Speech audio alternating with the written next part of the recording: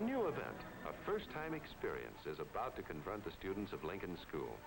The Teen Club is organizing Community House, a new kind of party. Gee, things are happening. Oh, and look, a real party for a change. Dave! Let's go together, Cindy. Well, how do you know somebody isn't going to ask to take? Oh, do you think somebody might? Oh, golly, I'd be scared to death. Maybe we better go together, Cindy. Hey, George, how about it? You and your date. Who you going to ask? Me? I don't like parties. I am not. Yeah, too. I am not. Hi, boys. Hi, Coach. What's the big argument? Oh, Bill's kidding George. He says he's scared to ask a girl to the winter party.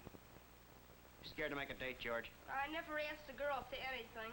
Maybe you haven't, but you'll be wanting to someday. Look at it this way.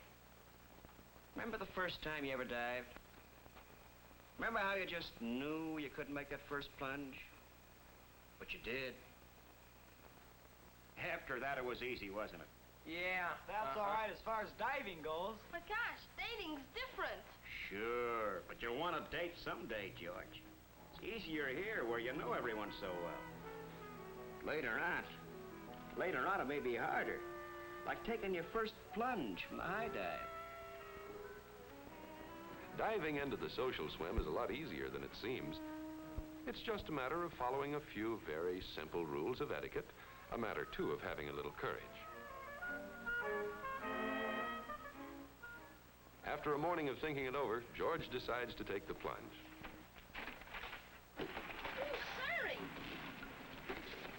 Hiya, Mildred. Hi. How'd you like Skip Davis's poster? Pretty good, huh? Yeah, pretty good. Ought to be a nice party, maybe with a floor show and all. Yeah, sure will. Would you like to go? Huh? I mean, would you like to go to the party? You mean with you? Why, I guess so. That'd be okay. Sure. I'll have to ask at home, of course. Okay, I'll check with you at school tomorrow. Fine. Bye. Bye. George did make the date. Awkward, maybe, but the date is made. Here's Bill ready to make the plunge. Let's see how well he does it.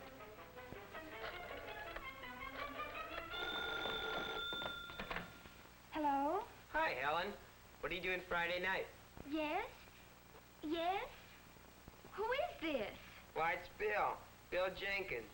Oh, Bill. Well, hello. I was just wondering if you're busy Friday night.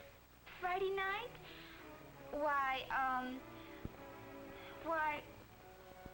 No, Bill didn't do very well. First mistake, to think that everybody recognizes his voice. Second mistake, is it fair to extend an invitation without telling what it's all about? But Bill seems to realize that he did it the wrong way. Let's give him another chance. Hello? Hi, Helen. It's Bill Jenkins. Oh, well, hello, Bill. Fine. What's new? Say, the teen club's giving a party in the community house Friday night. Would you like to go with me? Oh, gee, thanks. That sounds like a lot of fun. Yes? Oh, I don't know. Did you know whether or not Barbara's going? I suppose so. Hold it. This is getting embarrassing for both of them. They don't know how to stop. The rule here is that the girl declines or accepts an invitation briefly and then says goodbye. If Helen had been older, she might have handled the telephone conversation something like this. Hello? Hi, Helen. It's Bill Jenkins. Oh, hello, Bill. Say, the teen club's giving a party at the community house Friday night. Would you like to go with me? Oh, yes, thanks. That sounds like a lot of fun. The party starts at 7:30. I'll call for you about 10 after. Fine, Bill. I'll be looking forward to it. Bye.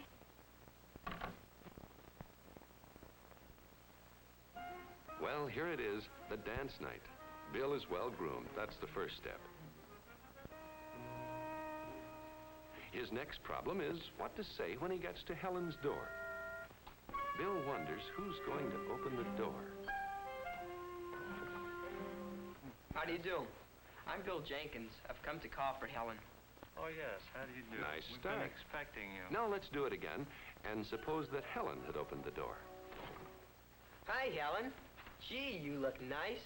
Well, thank you. Do you like my new dress? Yeah. Well, come on in. That was a natural. Any honest compliment is tops in date etiquette. Bill, this is my mother. Helen slipped up on her introduction. The rule here is the younger person is always presented to the older person. Try it again, Helen. Mother, this is my friend, Bill Jenkins. Hello, Bill. How do you do? Father, this is Bill Jenkins. He caddies at the municipal golf course. Maybe you've seen him there sometimes. How do you do, Bill? How do you do? Good. And Helen, by mentioning Bill's job, has started a lively conversation. But not every boy is as lucky as Bill. Let's see how his friend Dwight is making out.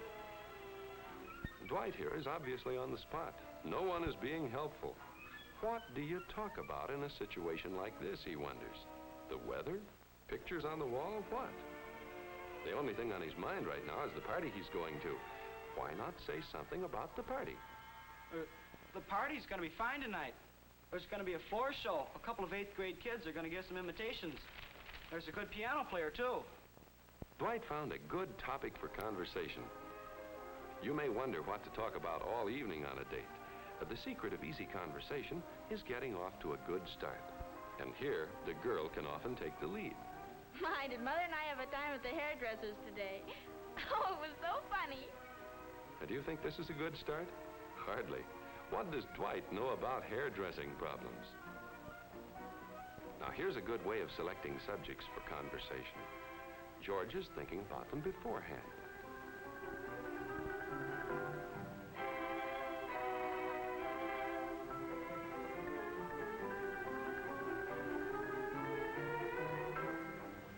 George has chosen a good topic. It seems that Mildred enjoys telling about her new puppy. Here they are at the party.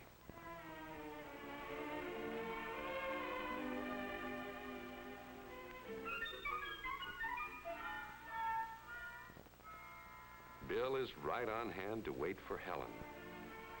But poor Joan. Her date, Tom, has committed the unforgivable error of leaving his partner stranded.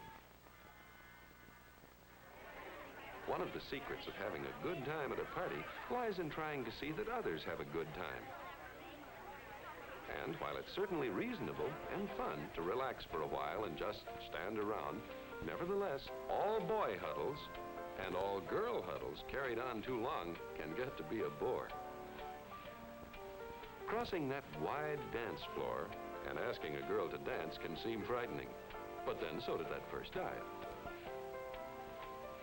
Here's an opportunity for Pete and Morris to break up this deadlock, to make the party fun. It's also a chance for them to add to their skill in friendly relations. For party skill, like diving skill, is gained by just one thing, by practice and more practice.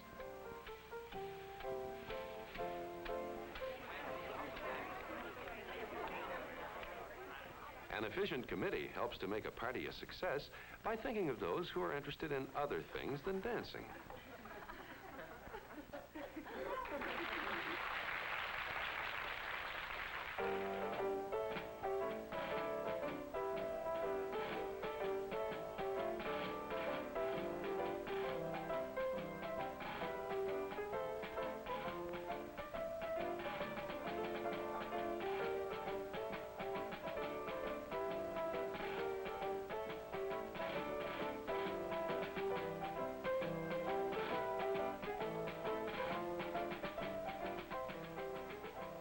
Always part of the etiquette of dating is the problem of getting home on time.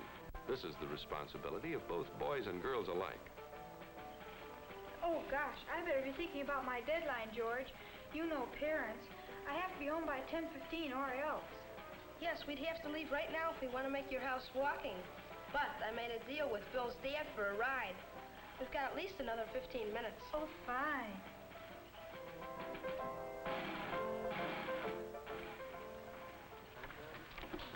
Good night, Mr. Jenkins, and thanks for the lift.